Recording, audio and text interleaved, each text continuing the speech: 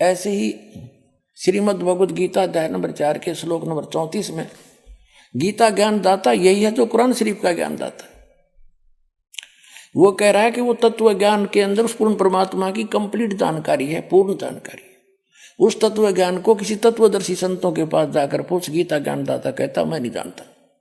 यजुर्वेद अध्याय नंबर 40 के मंत्र नंबर 10 में भी स्पष्ट कर दिया है, वही वेद ज्ञान दाता भी वही है जो कुरान शरीफ का ज्ञान दाता है। वो कहता है कि परमात्मा को कोई तो शंभुआत्मा ने जन्म लेकर रामकृष्ण के रूप में अवतार धार के आना मानते हैं, कुछ उसको वो जन्म नहीं लेता जन्मा मानते हैं। इसकी यथार्थ जानकारी वो कैसा है भगवान, वो धीरा नाम देंगे, तत्वदर्शी संत देंगे, उनसे पूछो। ऐसे कुरान शरीफ में आगे दिखाता हूं अभी आपको। तो वो तत्वदर्शी संत, वो तत्व ज्ञान वो परमात्मा ही बता कर जाता है या फिर अपना नबी भेजता है। वो नबी ये दास है, अंतिम नबी, अंतिम पैगंबर, अंतिम उस परमात्मा का भेजा हुआ उनका दास, और पूरे विश्व का कल्याण होगा, मान जाएंगे दास की बात।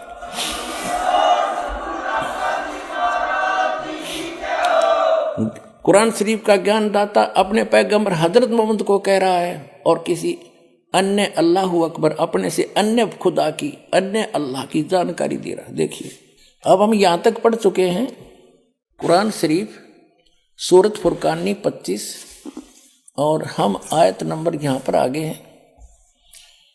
अब हम आयत नंबर 58 पढ़ रहे, 57 पढ़ रहे। और ए पैगंबर उस जिंदा जो तुझे जिंदा रूप में मिला था, इन्हें चैतन्य अर्थ कर दिया, उस जिंदा पर भरोसा रखो जो कभी मरने वाला नहीं, यानी अविनाशी है, और तारीफ के साथ उसकी पाकी बयान करते रहो। यानी कुरान शरीफ के ज्ञानदाता से अन्य है जो परमात्मा, उसकी पाकी बयान करने के लिए कुरान शरीफ का ज्ञानदाता कह रहा है हजरत मोहम्मद को, और अपने बंदों के गुनाहों से वह काफ़ी खबरदार है। ये तो वो खबरदार यानी खूब जानता है तुम्हारे सबको जो जैसा करता है।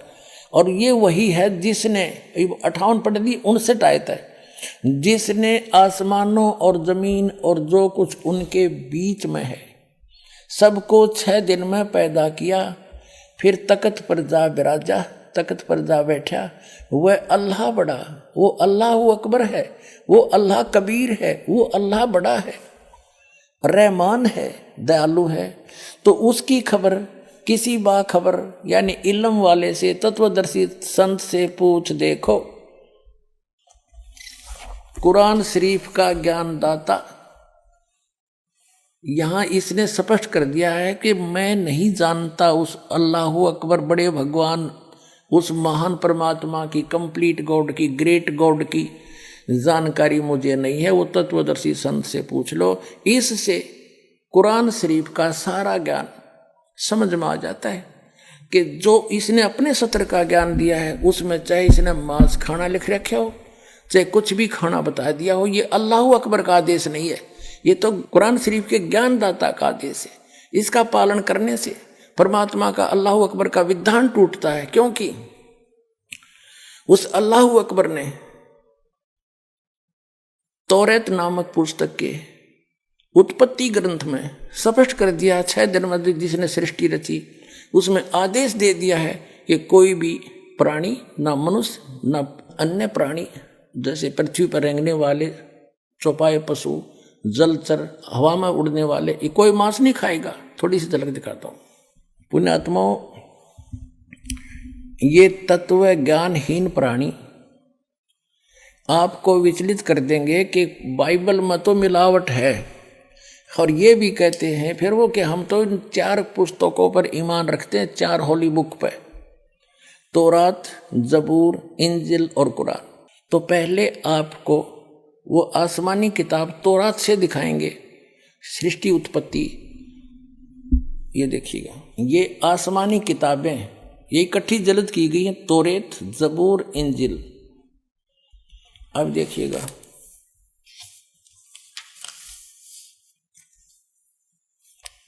और ये यहां से छपी है बेंगलोर से।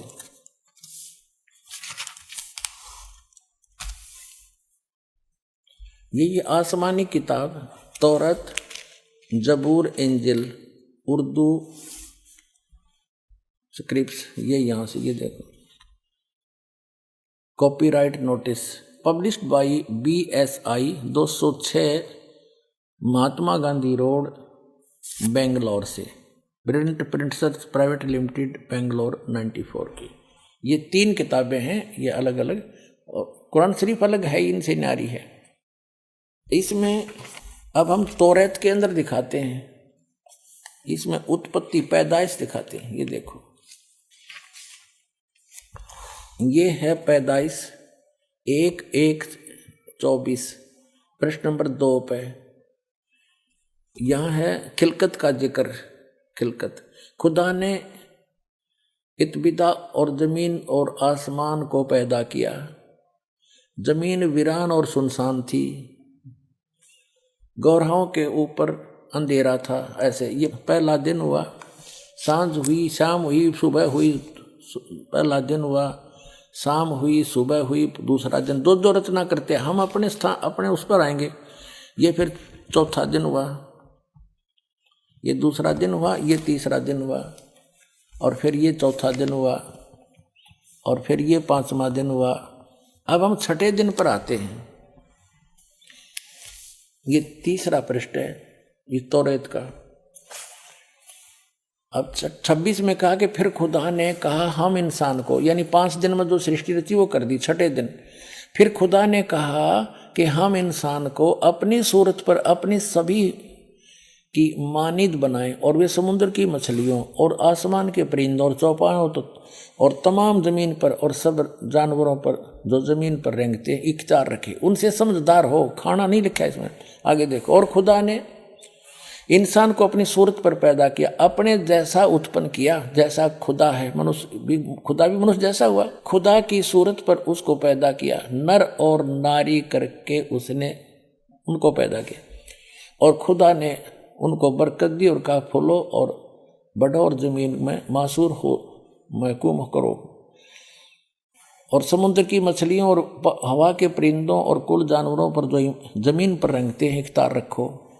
आगे लिखा कि और खुदा ने कहा कि देखो मैं तमाम रुए जमीन की कुल बीजदार सब्जी और हर दरख्त जिसमें उसका बीजदार फल हो तुमको देता हूँ, ये तुम्हारे खाने को हैं।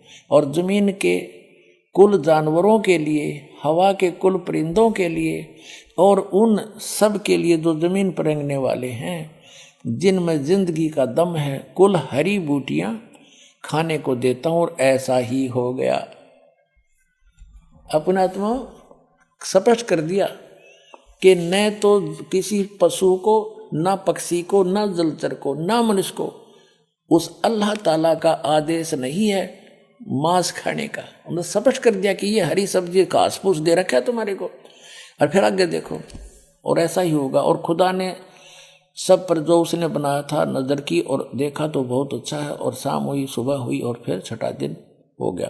फिर उसके बाद आसमान और जमीन उनके कुल लश्कर का बनाना खत्म हुआ। और खुदा ने अपने काम को जिसे वो करता था 7वें दिन पूरा खत्म किया, और अपने सारे काम से जिसे वो कर रहा था 7वें दिन फारिग हुआ। और खुदा ने 7वें दिन को बरकत दी और उसे मुकद्दस ठहराया, क्योंकि उसमें खुदा सारी कायनात से जिसे उसने पैदा किया, बनाया और फारिग हुआ।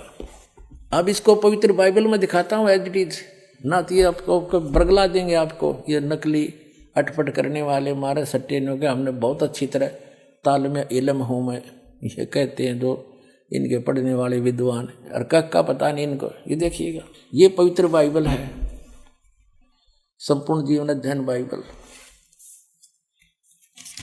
ये कहाँ से छपा ये देख लीजिएगा।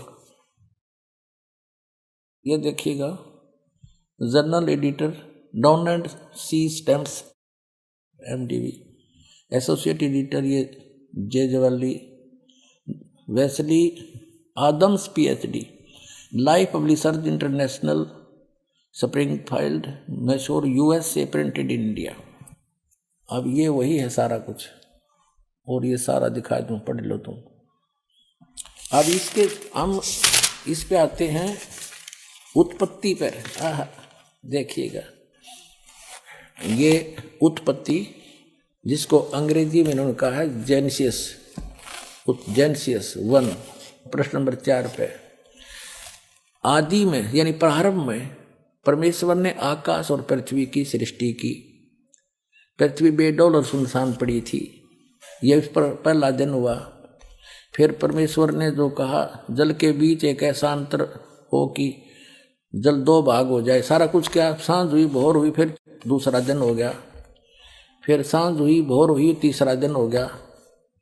हमने अपने मतलब की बात लेनी, ये चौथा दिन हो गया, सांझ हुई भोर हुई, फिर चौथा दिन हो गया। अब हम ये 5वां दिन हो गया, प्रश्न नंबर 5 पर आ गए हम।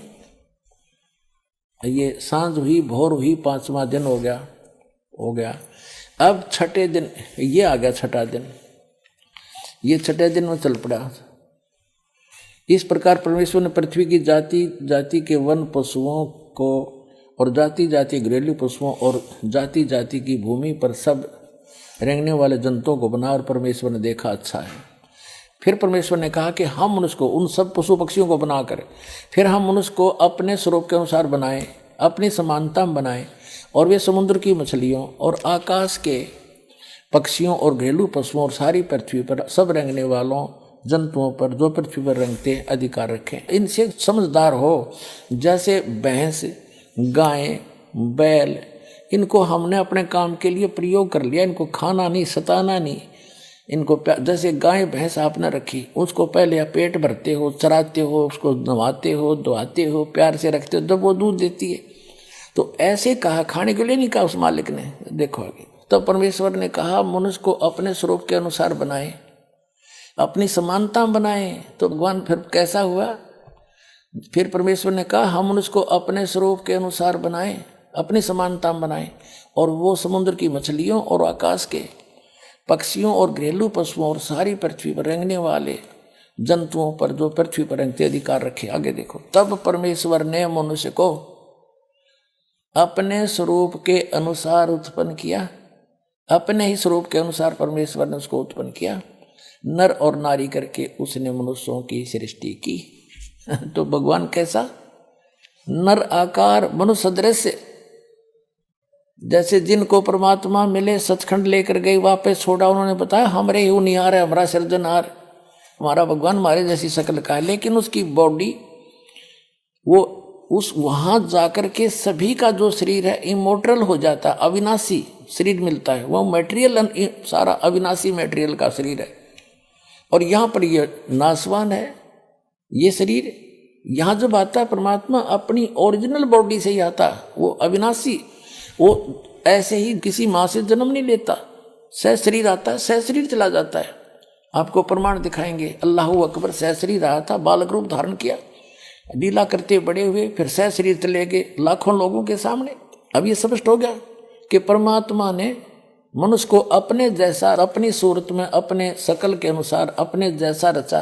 तो भगवान भी, अल्लाह भी मनुष्य जैसा है।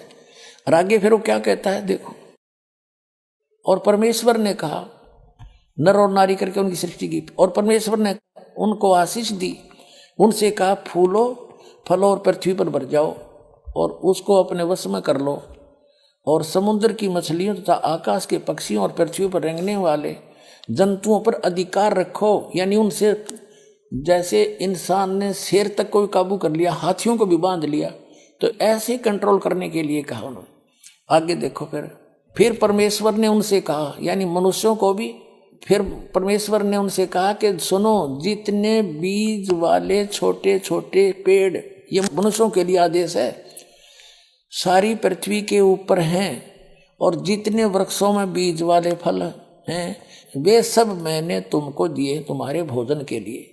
मनुष्य के लिए उस अल्लाह ताला का आदेश, अल्लाह अकबर, जिसने 6 दिन में सृष्टि रची, 7वें दिन तख्त पर जा बैठा, वो है अल्लाह अकबर है, वो अल्लाह कबीर है, वो कंप्लीट गॉड है, वो सर्जनहार है, वो क्रिएटर है। उस क्रिएटर का आदेश नहीं है मांस खाने का मनुष्य को, पशु पक्षियों को भी नहीं है। आगे देखो, तुम्हारे भोजन के लिए, ये तो मनुष्यों के लिए। आगे देखो, यहाँ आगे हम, और जितने पृथ्वी के पशु और आकाश के पक्षी और पृथ्वी पर रेंगने वाले जंतु हैं, जिनमें जीवन का प्राण है, उन सब के खाने के लिए मैंने सब हरे हरे छोटे पेड़ दिए और वैसा ही हो गया, यानी घास फूस है। और तब परमेश्वर ने जो कुछ बनाया था वो देखा तो क्या देखा, वह बहुत अच्छा है। तथा सांझ हुई फिर भोर हुआ, इस प्रकार ये 6वां दिन हो गया। अब 7वां दिन यूं आकाश और पृथ्वी और उनकी सारी सेना का बनाना समाप्त हो गया। और परमेश्वर ने अपना काम जिसे वह करता था 7वें दिन समाप्त किया। और उसने अपने किए हुए सारे काम से 7वें दिन विश्राम किया। और परमेश्वर ने 7वें दिन को आशीष दी और पवित्र ठहराया, क्योंकि उसमें उसने सृष्टि की रचना के अपने सारे काम से विश्राम लिया। ठीक।